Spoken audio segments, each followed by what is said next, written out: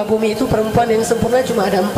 Kalau laki-laki yang sempurna itu banyak, yaitu para rasul dan anbiya. Sampai Nabi mengatakan kamula minar rijali katsir, banyak laki-laki yang sempurna.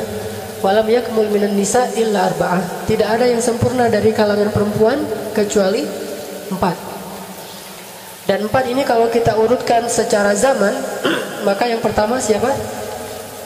Asiyah imra'atu Fir'aun kalau zamannya ya. Kemudian Maryam binti Imran, kemudian Khadijah binti Khuwailid, dan yang keempat adalah Fatimah binti Rasulullah SAW.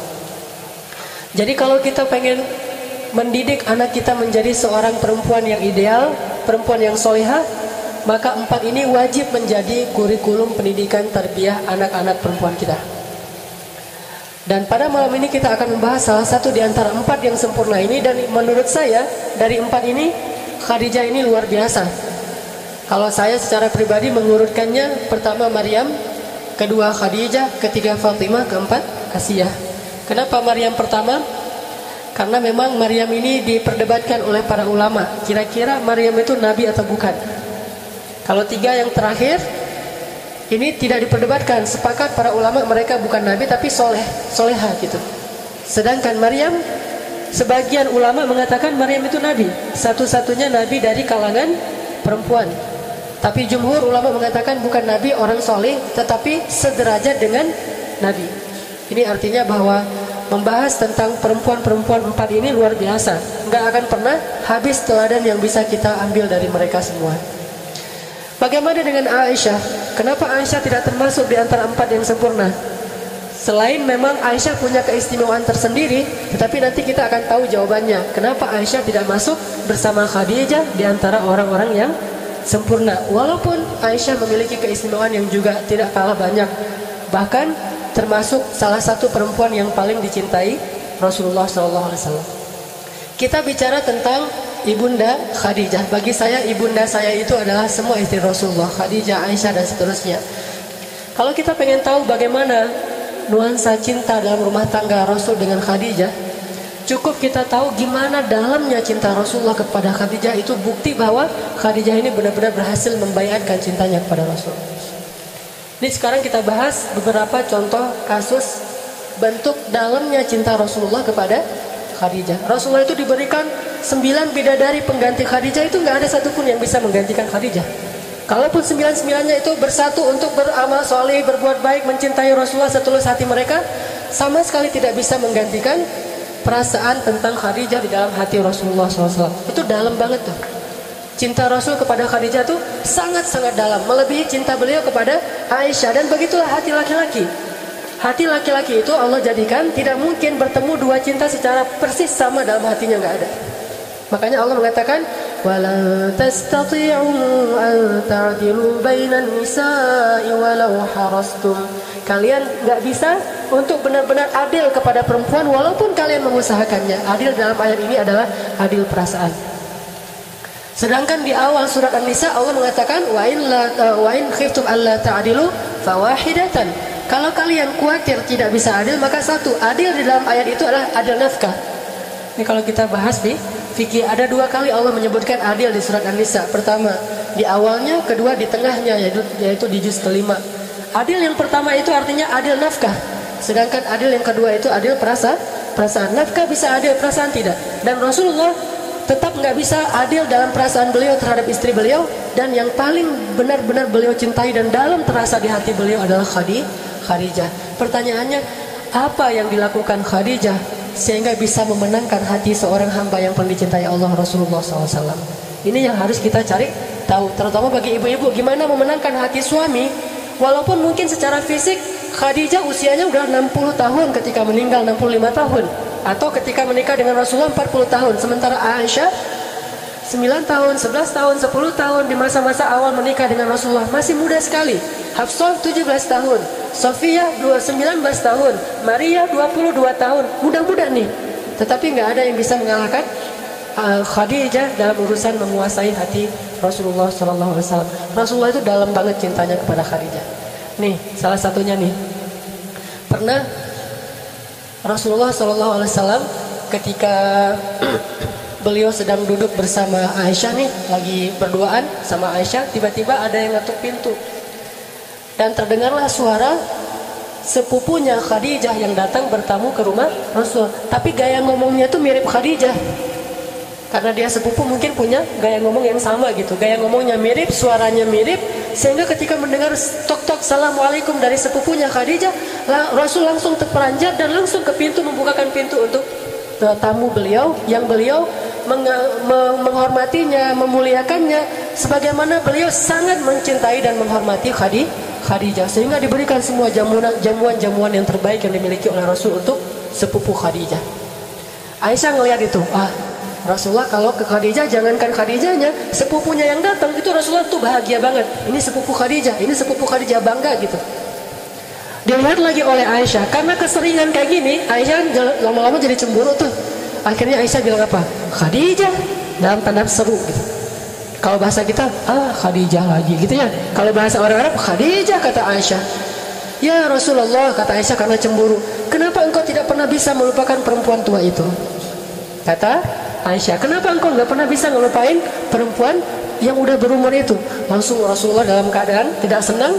Beliau kemudian wajahnya memerah dan mengatakan, ya Aisyah, demi Allah aku tidak akan pernah bisa melupakan Khadijah sampai akhir hayatku. Sesungguhnya dia telah masuk dalam hatiku sedalam-dalamnya dan tidak akan pernah aku lupakan cintanya kepada Khadijah.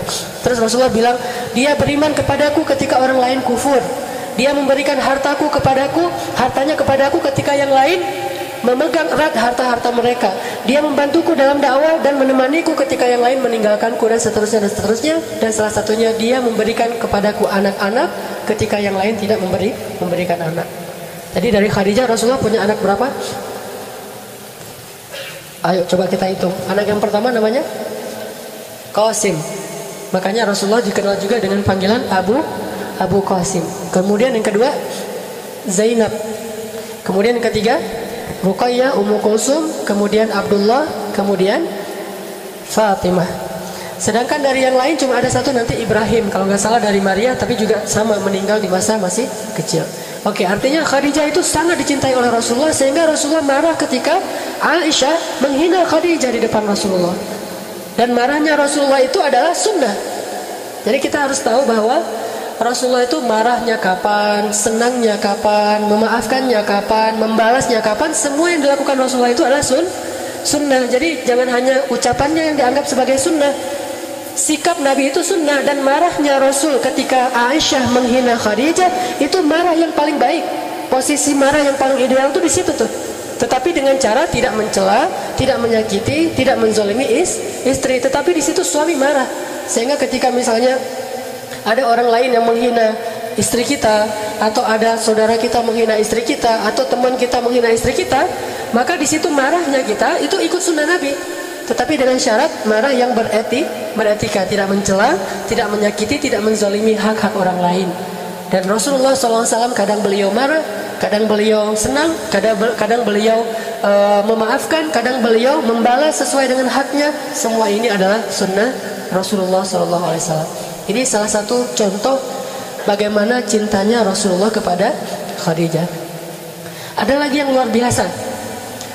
Ketika terjadi Fathu Makkah, apa arti Fathu Makkah? Ada orang bilang penaklukan kota Makkah, bukan. Pembebasan kota Makkah, karena Rasulullah tidak menaklukkan siapa-siapa. Pembebasan kota Makkah. Ketika terjadi pembebasan kota Makkah, Fathu Makkah, itu semua sahabat itu pulang ke rumah-rumah mereka masing-masing. Sahabat Muhajirin, Utsman pulang ke rumahnya, Umar pulang ke rumahnya, Abu Bakar pulang ke rumahnya, bahkan Ali juga pulang ke rumahnya. Tapi Rasulullah tidak pulang ke rumahnya yang ada di Makkah. Kemana beliau pergi? Beliau pergi jauh ke Ma'lah, dan kemudian beliau membuat tenda persis di sebelah makamnya Khadijah. Di sanalah beliau bermalam selama terjadi Fathu Makkah, di sebelah makamnya Khadijah. Buat tenda di situ.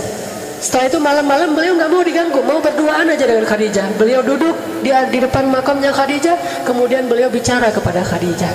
Baca nanti Sirah Ibnu Hisham, sirah yang paling lengkap tentang Rasulullah SAW. Disebutkan di situ Rasulullah curhat kepada Khadijah sambil menangis di depan makamnya Khadijah. Rasulullah mengatakan, ya Khadijah, sadaqti ya Khadijah, sadaqti. Kamu benar ya Khadijah, kamu benar. Apa yang kamu ucapkan dulu tuh benar banget. Apa yang dibenarkan oleh Rasulullah tentang Khadijah? Dulu ketika awal dakwah Nabi lakukan di Makkah, Rasulullah itu kan dicela, dihina, dimusuhi. Khadijah bilang apa? Ya Rasulullah, demi Allah, jangan khawatir. Sesungguhnya Allah pasti akan memenangkan agama ini dan Allah tidak akan mengecewakan engkau. Jadi semangatlah ya Rasulullah, Allah nggak akan ngecewain engkau dan Allah pasti akan memenangkan agamamu ini. Itu yang dikatakan Khadijah di awal dakwah. Ternyata sekarang Rasulullah berhasil membebaskan kota Makkah, sehingga Rasulullah datang kepada Khadijah. Kemudian beliau mengatakan kepada Khadijah, dan Khadijah di dalam kuburnya, entah dia dengar entah tidak, Allah yang lebih tahu. Rasulullah mengatakan, ya Khadijah, sadaqti ya Khadijah, sadaqti. Kamu benar banget wahai Khadijah. Allah telah menunaikan janjinya untuk memenangkan agama ini sebagaimana kata-katamu dulu. Kemudian Nabi menangis di kuburan Khadijah. Sama seperti misalnya saya pulang ke Aceh. Ibu saya meninggal dalam musibah tsunami bersama kakak saya dan dimakamkan di pemakaman massal, pemakaman umum, dan itu jaraknya dengan bandara itu dekat. Jadi kalau saya pulang turun bandara itu langsung sekitar 15 menit itu sudah ada pemakaman tentang korban tsunami. Saya selalu kalau pulang ke Aceh itu keluar dari bandara langsung mampir ke kuburan ibu saya. Cuma kan saya nggak tahu posisi ibu saya di mana, kan gede banget tuh, berapa hektar gitu. Nah akhirnya saya duduk di salah satu pojok pemakaman besar itu. Kemudian saya ngomong gitu, Mak, ini abang udah pulang Mak gitu. Pas awal-awal saya datang dari Mesir tuh berkesan banget tuh, karena saya pengen banget ngajak ibu saya jalan-jalan, naik pesawat. Kan ibu saya belum pernah naik pesawat tuh, pengen ngajarin ya apa gimana rasanya naik pesawat. Malah kalau bisa pengen umrohin ibu dan segala macam. Cuma ya Allah mentakdirkan yang lain. Pas saya pulang saya curhat, Mak ini abang pulang, Kayus, kakak saya namanya Kayus nih adik pulang segala macam, ngomong aja di situ. Itu bukan bid'ah dan itu nggak ada hubungannya dengan ahli kubur itu dengar atau enggak, kita kan nggak tahu ya, karena Allah yang lebih tahu. Cuma itu adalah bentuk dari memuaskan rasa rindu seorang kekasih kepada kekasihnya, dan Rasulullah melakukan itu. Bukannya Khadijah pasti dengar kemudian nanti bisa dialog. Ini lain lagi nih, kalau ada yang minta fatwa ke ahli kubur, minta nasihat, misalnya mau pemilihan caleg gitu ya, datang ke kuburan, Mbah ini muridnya Mbah mau minta nasihat gitu-gitu ya, minta wejangan, terus pura-pura dengar, oh iya ya Mbah, ya ngerti Mbah gitu. Apa yang Mbah ngerti? Ada yang kayak gitu. Ini Allah alam ya, saya nggak ngerti, saya nggak berani memfatwakan itu bid'ah atau enggak, saya bukan ahli fikih. Tapi yang dimaksud dengan curhatnya Nabi itu bukan kayak gitu. Curhatnya Nabi adalah Rasulullah itu hanya ingin mengekspresikan betapa rindunya beliau kepada Khadijah. Beliau ingin sekali bertemu dengan Khadijah, memeluk Khadijah, mengatakan kepada Khadijah, wahai Khadijah, perjuangan kita sekarang sudah menang. Beliau ingin mengatakan itu kepada Khadijah. Beliau ingin memperlihatkan kepada Khadijah bahwa pengorbanan Khadijah itu gak sia-sia. Beliau ingin tunjukkan kepada Khadijah bahwa Khadijah itu benar dan dia adalah istri sejati yang pernah menolong Rasulullah dari awal berdakwah di Makkah. Itulah Khadijah. Gak ada istri yang bisa lebih hebat daripada Khadijah, sehingga Rasulullah datang ingin curhat kepada Khadijah dan mengatakan, ya Khadijah, sadaqti, kamu benar wahai Khadijah, apa yang kamu katakan itu benar, bahwa perjuanganmu tuh gak sia-sia, Allah sudah memenangkan perjuangan kita ya Khadijah. Ini bayan cinta. Apa yang sudah dilakukan Khadijah sehingga begitu dalam cinta Rasulullah kepadanya, bahkan tidak tergantikan oleh 9 orang istrinya, walaupun istri-istri yang cantik dan masih belia. Kita bandingkan aja tanpa ada niat menjelek-jelekan Aisyah ya, karena kalau kita bahas Aisyah juga luar biasa. Tapi kita bandingkan, misalnya Rasulullah pernah pulang ke rumah Aisyah dalam keadaan lelah, capek, habis berdakwah, habis berjihad. Kemudian Rasulullah sampai di rumah dalam keadaan lelah banget, bilang gini, ya Aisyah, kepalaku sakit banget. Kata Rasulullah kan, apa kata Aisyah? Kepalaku juga gitu. Jadi kita boleh milih nih, mau jadi Aisyah, maka derajat kita derajat Aisyah. Mau jadi Khadijah, nggak kayak gitu. Ketika Rasulullah datang kepada Aisyah, ya Aisyah, kepalaku sakit banget, pengen dipijitin gitu ya. Kata Aisyah, kepalaku juga nih, manja. Akhirnya Rasulullah, oh ya udah. Akhirnya Rasulullah pijitin Aisyah, nggak jadi sakit kepala. Demi Aisyah, itu kan suasana hidup di rumah tangga Rasul dengan Aisyah. Memang Rasulullah nggak mempersoalkan itu, tapi tetap Aisyah nggak akan pernah bisa ngalahin Khadijah kalau kayak gitu. Sedangkan Khadijah ketika Rasulullah datang, zammiluni, dathiruni, langsung dipeluk oleh Khadijah, di pintu dibuka pintu oleh Khadijah, terus Nabi bilang zamiluni, langsung dipeluk oleh Khadijah, ditutup pintunya, dibawa masuk ke kamar, ditutup kamarnya biar Rasulullah nggak takut. Karena waktu itu Rasulullah seperti anak yang baru ngelihat hantu, ketakutan banget. Pengalaman pertama melihat Jibril, akhirnya diselimuti oleh Khadijah, dibelai oleh Khadijah, kemudian dipeluk oleh Khadijah sampai Nabi tenang. Jadi Nabi nggak mengatakan zamiluni juga, nggak ada. Itu bukan Khadijah. Atau zamiluni, pergi sendirilah di kamar banyak selimutin sendiri, nggak ada itu Khadijah. Jadi zamiluni dizamilu beneran, dan 2 kali kan, muzammil mudaththir, zamiluni daththiruni. Ini menjadi simbol, walaupun kita nggak ngelihat persis adegannya kayak gimana, tetapi di sini ada pesan dari Allah. Ayat itu kan turunnya di dalam pelukan Khadijah.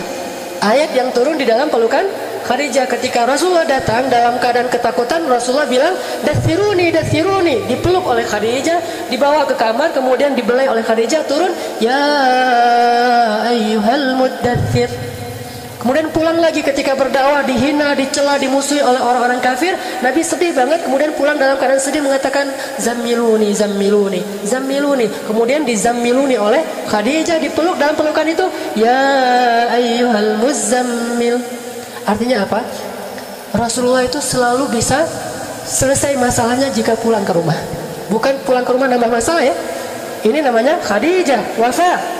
Jadi rumah itu benar-benar hiburan buat suami, oasis buat suami yang gersang di luar ada masalah apapun.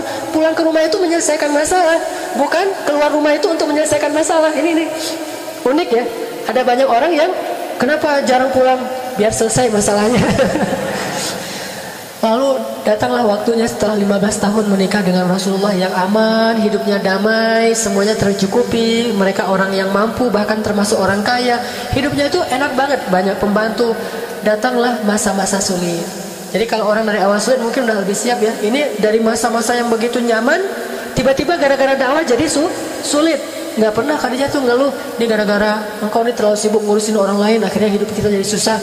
Tuh lihat anak-anak terlantar segala macam. Nggak pernah sama sekali memberatkan suaminya. Benar-benar mendukung habis-habisan 100% all out kepada Rasulullah SAW. Sehingga datanglah wahyu pertama. Apa wahyu pertama kepada Rasulullah? Bukan. Kalau itu ayat pertama. Bedain. Kalau pertanyaannya, sebutkan wahyu pertama yang datang kepada Nabi. Itu adalah sunrise. Mimpi melihat sunrise, itulah wahyu pertama. Tapi kalau ditanya ayat pertama yang turun kepada Nabi, jawabannya adalah surat Al-Alaq di awal itu, setengah dari surat Al-Alaq. Jadi beda wahyu dengan ayat. Memang ayat yang pertama surat Al-Alaq, tapi kalau wahyu bukan Al-Alaq yang pertama. Wahyu yang pertama didapatkan oleh Rasulullah itu adalah Rasulullah berkali-kali mimpi melihat falakis subhi. Falakis subuh itu kalau diterjemahin melihat cahaya sunrise. Berkali-kali kayak gitu. Terus Nabi jadi khawatir, loh ini kenapa saya mimpinya aneh gitu. Udah gitu, sejak saat itu Nabi kalau keluar rumah sering dipanggil-panggil. Yang manggil siapa? Batu, pohon. Manggil, ya Muhammad, engkau itu Rasulullah. Nabi cari-cari nggak ada orang. Terus Nabi lari gitu ketakutan. Ada lagi yang manggil, pohon manggil, ya Muhammad, engkau Rasulullah. Lari lagi. Rasulullah merasa aneh nih, kayak orang kerasukan, diganggu sama setan. Akhirnya datang ke Khadijah. Ya Khadijah, apa yang terjadi pada saya nih? Kok akhir-akhir ini saya sering mimpi aneh. Kemudian ada yang manggil-manggil tapi nggak ada orangnya. Apa kata Khadijah menenangkan? Wahai suamiku, gak usah khawatir, jangan sedih. Karena sesungguhnya Allah nggak mungkin menyakitimu, karena engkau orang yang baik. Engkau orang yang menyantuni anak yatim. Engkau orang yang membantu fakir miskin. Engkau orang yang menjamu para tamu. Engkau orang yang menyelesaikan urusan banyak orang. Engkau orang yang baik ya suamiku Muhammad. Dan namamu juga orang yang terpuji. Allah nggak akan mungkin menyakitimu. Jadi itu pasti bukan gangguan setan. Pasti itu adalah pertanda baik dari Allah. Khadijah cerdas, punya ilmu, padahal dia belum tahu Islam, tapi udah bisa memberikan banyak sekali dukungan dan motivasi bagi suaminya. Sejak saat itu Nabi mulai berpikir untuk menyendiri. Dari wahyu pertama Nabi bilang, ya Khadijah, boleh nggak kalau misalnya saya sekarang lebih banyak ke Gua Hira untuk bertafakur. Namanya tahanus. Ini ya, siapa yang bunyi ini? Yang ini Asus. Oh biarin. Rasulullah bilang ke Khadijah, ya Khadijah, boleh nggak kalau sekarang saya mungkin lebih banyak bertafakur di Gua Hira. Kata Khadijah, nggak apa-apa, kenapa suamiku, apa yang kau butuhkan? Saya butuh menyendiri, bertafakur apa yang terjadi dan apa yang harus saya lakukan. Akhirnya Khadijah buru-buru mempersiapkan bekal untuk suami. Bayangkan dukungan Khadijah. Disiapin roti, kemudian gandum segala macam disiapin, bekal-bekal Rasulullah selimut. Setelah dibekalin, akhirnya Rasulullah naik ke Gua Hira. Berapa lama? Berminggu-minggu di Gua Hira. Ngapain? Tahandus, tafakur.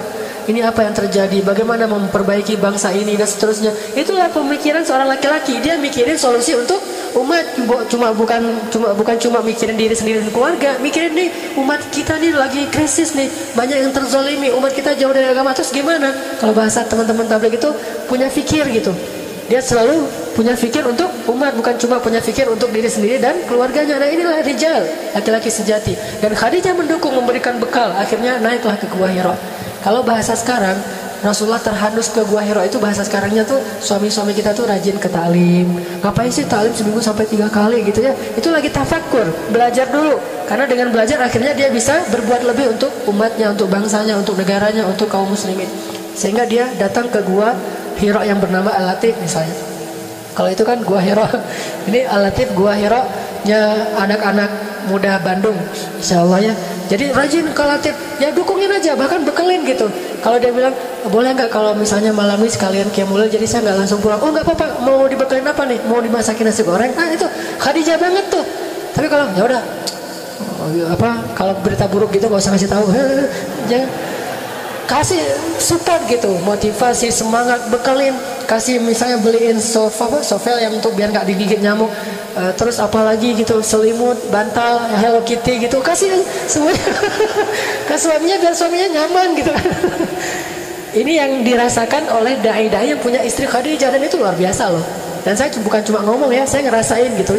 Jadi kalau misalnya mau iktikaf di Al-Latif, oh ya, langsung disiapin semuanya. Bukannya diminta, dan mungkin kita juga nggak akan enak hati kan ya, disiapin segala, udah biarin siapin sendiri. Nggak, biarin aja, disiapin air segala macam, dibuatin. Kalau saya senang sebelum qiyam tuh minum rosella dulu, siapin rosella hangat segala macam. Ini Khadijah. Dan kita butuh istri yang seperti itu di rumah para mujahid. Kalau nggak akan ada yang bisa berjuang dengan istiqomah di jalan Allah Subhanahu Wa Taala. Tetap butuh wanita yang besar. Akhirnya Nabi naik ke Gua Hira. Berminggu-minggu habis bekalnya, datang lagi cuma semalam doang di rumah. Besok berangkat lagi ke Gua Hira. Gak pernah Khadijah bilang ngapain sih lama-lama di sana. Udah aja di rumah. Tafakur kan bisa di kamar juga, bisa sambil di atas sajadah segala macam. Gak ada tuh. Support aja. Suaminya datang, Khadijah bekalku habis, disiapin lagi sama Khadijah. Naik lagi tuh. Berminggu-minggu datang lagi, sampai setelah beberapa bulan, di bulan Ramadan baru turun ayat pertama, Iqra bismi rabbikal ladzi khalaq. Sejak saat itu Nabi ketakutan, turun dari Gua Hira. Tiba-tiba Jibril lagi itu ya, pas Nabi keluar dari Gua Hira, diinin sama Jibril, dipanggil sama Jibril. Terus Jibril itu mau menampakkan wujud aslinya di langit dunia itu. Semua langit itu penuh dengan wajah Jibril. Bayangin aja, malaikat segede itu ngelongok gitu kan ya. Bumi cuma sekelereng kan bagi dia kan, bagi malaikat. Terus ngelihat gini itu gimana tuh? Semua seantero cakrawala dilihat itu wajah Jibril. Terus manggil lagi tuh, ya Muhammad kan. Wah suaranya tuh langsung Nabi ngelihat kemanapun, ngelihat ada wajah Jibril. Terus kata Jibril, jangan lari ya Muhammad, jangan lari. Aku Jibril, kamu Rasulullah, lagi kenalan. Cuma cara kenalannya gitu amat ya. Jibril lagi kenalan, aku ini Jibril ya Muhammad, kamu itu Rasulullah. Rasulullah lari. Bahkan bayangin aja, Gua Hira itu kan curam banget tuh. Turun nggak usah lari, jalan aja susah. Gimana turunnya lari, coba gimana ngebayangin tuh. Saya nggak bisa kebayang. Pas saya umroh ngeliat Gua Hira kayak gini curamnya, terus Nabi turun lari karena disamperin Jibril pengen kenalan. Itu kayak gimana tuh turunnya, luar biasa, nggak ada ran kan, turun sampai ngos-ngosan di rumah, ketok pintu langsung tadi dipeluk sama Khadijah. Khadijah nenangin. Setelah Rasulullah bangun istirahat, Khadijah tanya, ya suamiku ada apa? Kata Rasulullah, ada kejadian aneh. Tiba-tiba datang sosok makhluk yang luar biasa besarnya, wajahnya memenuhi langit segala macam. Aku nggak tahu ini kenapa dengan aku akhir-akhir ini gitu. Dan dia berpesan, Iqra bismi rabbikal ladzi khalaq. Akhirnya Khadijah bilang, yuk kita ketemu dengan sepupuku Waraqah, ulama Nasrani yang ada di Makkah. Yuk kita ketemu dengan dia. Dia banyak ilmu. Dianterin sama Khadijah ke Waraqah. Terus ketemu dengan Waraqah, ngomong dengan Waraqah, ya Waraqah, apa yang terjadi pada suamiku? Akhirnya Waraqah bilang, itu namus. Namus itu bahasa Ibrani untuk Jibril. Itu namus yang pernah mendatangi Musa dan Isa. Kalau dia datang lagi jangan lari wahai Muhammad. Sesungguhnya dia adalah pembawa wahyu. Berarti engkau adalah nabi yang terakhir yang kami tunggu-tunggu. Aduhai seandainya hidupku masih lama, aku pasti akan menolongmu ketika orang-orang memusuhimu nanti, kata Waraqah. Selang beberapa lama kemudian, kurang dari 1 tahun, entah beberapa hari, Waraqah meninggal dunia. Khadijah makin yakin kan kalau suaminya adalah utusan Allah, bahagia banget Khadijah, mendukung banget. Tapi dia tahu resiko kayak yang disampaikan Khadijah oleh Waraqah. Apa kata Waraqah diam-diam kepada Khadijah? Ya Khadijah, suamimu itu akan mendapatkan banyak sekali masalah, maka beradalah terus di sisinya. Kata Khadijah, saya menjadi fida itu tebusan gitu. Kalau ada apa-apa saya duluan yang akan ngadapin. Ya Waraqah, saya akan membantu suami saya hidup dan mati. Ini baiat cintanya Khadijah. Tahu resiko jadi seorang nabi. Pulang nih ke rumah. Pulang ke rumah, Rasulullah masih nggak enak nih kalau didatangin Jibril, merasa nih Jibril beneran atau setan nih. Kan belum kenal ya. Gimana nih cara biar makin yakin? Khadijah tuh pintar gitu. Kata Khadijah, ya Rasulullah. Sekarang manggilnya Rasulullah, ya Rasulullah. Kalau engkau ingin membuktikan itu malaikat atau jin, caranya gampang. Nanti kalau dia datang, kasih tahu saya ya. Nah, ini istri luar biasa, pintar, cerdas banget nih, bijaksana. Kata Rasulullah, oh ya, nanti kalau dia datang aku kasih tahu kamu. Datanglah Jibril. Pas datang Jibril, assalamualaikum, waalaikumsalam. Nggak langsung disuruh masuk, langsung Rasulullah nyamperin Khadijah di belakang. Khadijah, Jibril datang. Kayak gitu tuh suasananya. Khadijah, Jibril datang. Kata Khadijah, yaudah, ayo kita sambut. Khadijah duduk, Jibril masih di pintu. Apa kata Khadijah? Ya Rasulullah, duduklah di atas paha kiriku. Bayangin gimana Khadijah habis-habisan buat Rasul. Kalau Aisyah biasanya duduk di atas paha Rasul. Kalau Khadijah, Rasul yang duduk di atas paha Khadijah tuh beda banget tuh. Jadi bahasa ininya bisa ngemong banget kepada Rasulullah. Kebetulan juga usia Rasulullah kan 15 tahun lebih muda ya. Tapi memang sifatnya ngomong banget, benar-benar ngebantuin Rasul. Dan saya nggak bisa ngebayangin. Saya coba imajinasi ya. Gimana tuh duduk di atas paha istri. Saya juga belum pernah. Kalau tidur di atas paha istri sering ya dibelai gitu kan. Maaf ya, nyomblo ya.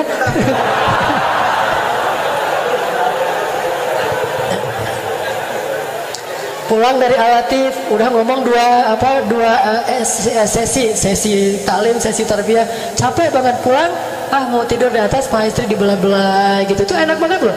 Tiba-tiba bangun udah azan subuh, kan luar biasa tuh. Rasulullah duduk di atas paha Khadijah, di atas paha kirinya. Khadijah bilang, duduklah di atas paha kiriku ya Rasulullah. Rasulullah duduk, kemudian Khadijah nanya, apakah engkau masih bisa ngelihat Jibril? Kata Rasulullah, masih bisa ya Khadijah. Kalau gitu coba pindah ke paha kanan. Ini dalam hadisnya kayak gitu. Akhirnya Nabi pindah lagi ke paha kanannya Khadijah, dipeluk sama Khadijah. Masih ngelihat nggak Jibrilnya? Masih. Kalau gitu coba ke belakang saya. Rasulullah ke belakang meluk Khadijah dari belakang, kan keren banget tuh ya. Meluk dari belakang kayak orang lagi ngapain gitu kan. Udah gitu Khadijah nanya, ya Rasul masih ngelihat Jibril nggak? Masih. Akhirnya Khadijah pura-pura mau membuka cadar dan jilbabnya. Pas dia mau membuka itu, Rasulullah tanya, ya Rasulullah masih ngelihat Jibril? Kata Rasulullah, udah nggak ngelihat, Jibril udah pergi. Kata Khadijah, kalau gitu dia benar-benar malaikat. Kenapa? Malaikat nggak mau melihat aurat. Malaikat tidak mau melihat aurat. Kalau dia masih ngelihat, melototin lagi, itu jin banget tuh. Kan cerdas banget ya Khadijah ya. Cara nguji mana malaikat, mana jin. Jadi yang senang ngelihat melototin yang gitu-gituan, itu jin. Kalau malaikat nggak senang yang gitu-gituan.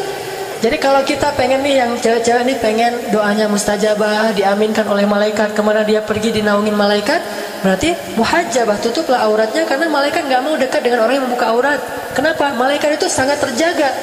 Pandangan matanya malaikat itu terjaga. Emang malaikat ada hawa nafsu? Ini bukan soal nafsu ya, tapi soal kesucian, kehormatan, dan malaikat itu menghargai perempuan.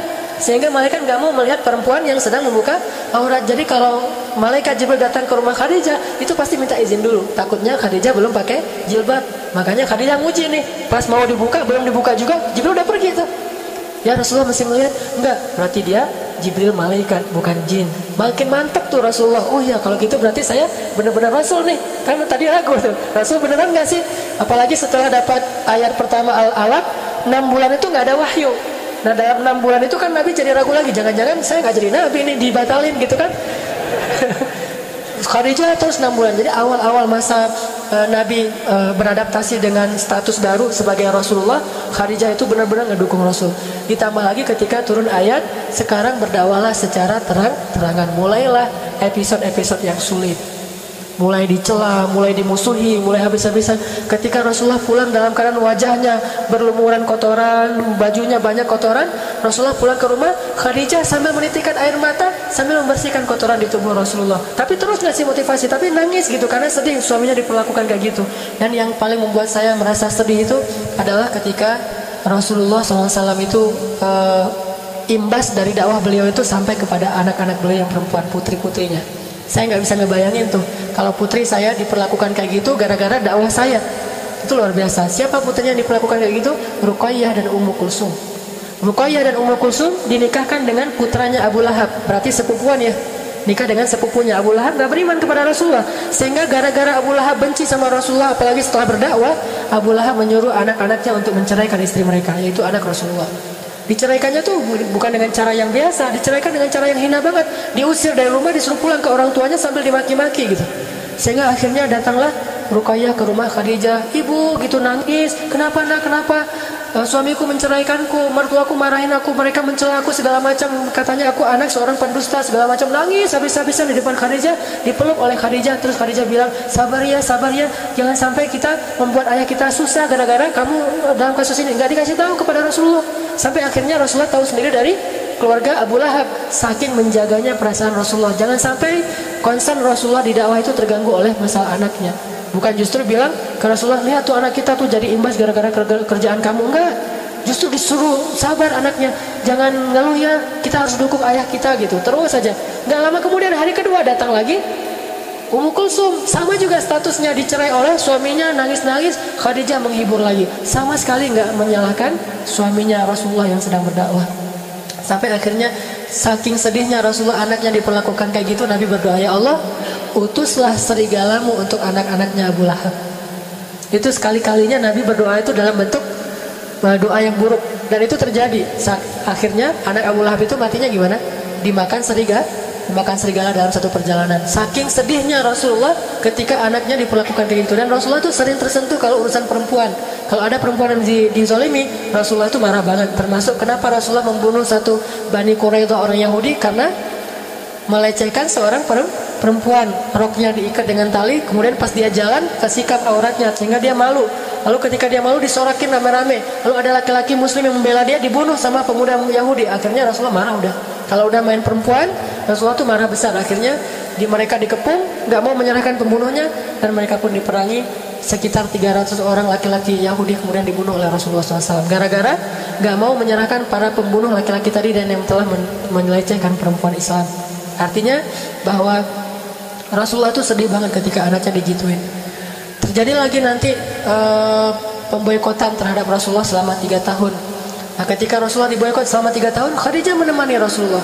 Dan sampai Khadijah habis hartanya membiayai berapa orang?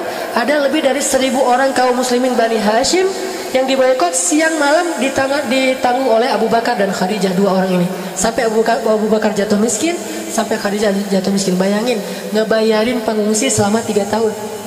Kan luar biasa tuh, pengungsinya banyak, setiap hari butuh air, dan air mahal di Mekah itu. Mereka bayar air aja udah habis uangnya, kayak kita beli aqua setiap hari tuh, lama-lama untuk satu masjid aja kayak gini nih, sekitar 500 orang. Kalau setiap hari itikaf di masjid kan lumayan tuh kan ya, biayanya. Yang nanggung cuma 2 orang, 1 ikhwan, 1 akhwat. Selama 3 tahun coba bayangin kayak gimana tuh butuhnya. Nyembeli onta, selimut, orang-orang yang sakit segala macam, semuanya dibiayai oleh Khadijah dan Abu Bakar. Sampai setelah selesai pemboikotan 3 tahun, Khadijah wafat karena Khadijah sakit keras. Ada adegan yang mengharukan di situ. Dalam keadaan sakit keras, dalam keadaan meriang gitu, Khadijah masih mempersiapkan makanan untuk Rasulullah SAW.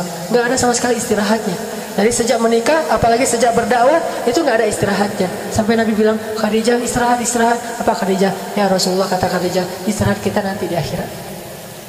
Istirahat kita nanti di akhirat. Perjuangan banget, berdua nih berjuang habis-habisan. Kalau bisa disebut Islam ini adalah hasil pengorbanan Abu Bakar dan Khadijah selain Rasulullah pastinya. Islam itu yang kita sekarang nikmati ini adalah hasil perjuangan seorang perempuan yang luar biasa, Khadijah. Ya Rasulullah, istirahat kita nanti di akhirat. Dan benar-benar istirahatnya di akhirat. Gak ada istirahatnya, sakit pun meriang. Dan itu bukan sakit biasa, sakit menjelang wafat. Itu kan sakit yang paling parah tuh. Kalau kata Rasul, sakit yang tidak ada obat, sakit menjelang wafat. Itu nyiapin makanan. Sampai Allah sayang banget sama Khadijah, nggak tega ngeliat Khadijah gitu. Akhirnya ngutus Jibril, ya Jibril turunlah untuk Khadijah. Turun Jibril untuk Khadijah. Apa kata Jibril? Assalamualaikum ya Rasulullah. Rasulullah baru datang. Kata Jibril, ya Rasulullah, tolong nanti kalau Khadijah datang bawa makanan, bilang ke Khadijah, Allah menitipkan salam untuk Khadijah. Allah sendiri yang nitipin salam buat Khadijah. Dan Jibril juga nitipin salamnya. Jangan lupa ya, Jibril nitipin salam tuh untuk Khadijah. Saking kagumnya Jibril kepada Khadijah, dia pengen nama dia juga disebutin. Jibril juga nitipin salam kepada Khadijah. Ya wahai Jibril. Kemudian Jibril pergi, datanglah Khadijah membawa makanan itu sambil gemetar gitu karena udah mau meninggal, udah sakit banget. Ditaruh di depan Rasulullah sambil tersenyum. Ya Rasulullah, makan Rasulullah, ada apa lagi? Terus melayani Rasulullah wafat. Udah gitu Rasulullah mengatakan, ya Khadijah, baru aja Jibril pulang. Ada apa ya Rasulullah? Kata Jibril, Allah menitipkan salam untukmu. Tahukah kita apa maknanya? Kalau Allah udah nitipin salam, itu tandanya dia mau kembali kepada Allah. Itu pertanda Allah udah kangen banget sama Khadijah dan pengen segera mengambil Khadijah ke sisinya. Allah nitipin salam kepadamu ya Khadijah. Jibril juga menitipkan salam. Langsung Khadijah menangis terharu dan sedih sekaligus. Terharu karena pengen ketemu Allah yang dia cintai, tapi sedih harus meninggalkan kekasihnya sendiri sementara perjuangan belum selesai. Coba gimana tuh? Perjuangan belum selesai tapi dia udah harus pergi karena usianya berselang 15 tahun. Dan ketika Khadijah wafat, Khadijah usianya 65 tahun, udah gak bisa lagi menemani Rasulullah, udah selesai. Tugasnya Khadijah udah selesai sementara Nabi masih harus berjuang. Sehingga Khadijah nangis, ya Rasulullah kalau saya pergi gimana dengan engkau? Ya Rasulullah gimana dengan engkau? Melebihi sedihnya Abu Thalib ketika meninggal karena menyisakan anaknya yang belum selesai ponakannya yang belum selesai dakwah. Khadijah sedih banget karena harus pergi sebelum bisa menemani Rasulullah sampai di ujung perjalanan. Akhirnya berdua sedih, nggak jadi makan tuh, nangis saja berdua sama Rasulullah. Ya Rasulullah gimana nih kalau saya meninggal sementara engkau masih sendiri? Rasulullah menghibur Khadijah. Lalu selang beberapa hari kemudian Khadijah meninggal dunia. Rasulullah sangat sedih di hari meninggalnya Khadijah, diurus sendiri semuanya sampai ke kuburannya. Dan tahun itu Rasulullah benar-benar terpukul. Dikenallah tahun itu dengan nama tahun duka cita. Meninggallah pejuang sejatinya Rasulullah SAW. Abu Thalib meninggal selang beberapa minggu kemudian meninggal yang paling dicintai Rasulullah, yaitu Khadijah. Sementara Rasulullah masih punya bayi yang masih kecil banget, dan insya Allah nanti suatu saat akan persis seperti Khadijah hiburan buat Rasulullah. Siapa dia? Fatimah. Itulah sebabnya Rasulullah gak bisa ngelupain Khadijah banget. Sampai ketika Fatu Makkah, Rasulullah mengatakan, ya Khadijah, perjuangan kita sudah berbuahkan hasil. Benar kata-katamu wahai Khadijah, engkau benar, Allah akan memberikan kemenangan bagi agama ini. Inilah wafatnya Khadijah kepada suaminya. Ibu-ibu, belajar dan ajarkan ini kepada putri-putri kita. Istri yang sejati itu adalah istri yang bisa wafat habis-habisan buat suami. Gak ada pengecualian. Suami saya begini, gak ada pertanyaan kayak gitu. Terus saja. Karena kata Nabi apa? Siapa yang wafat kepada manusia, maka Allah wafat kepada dia.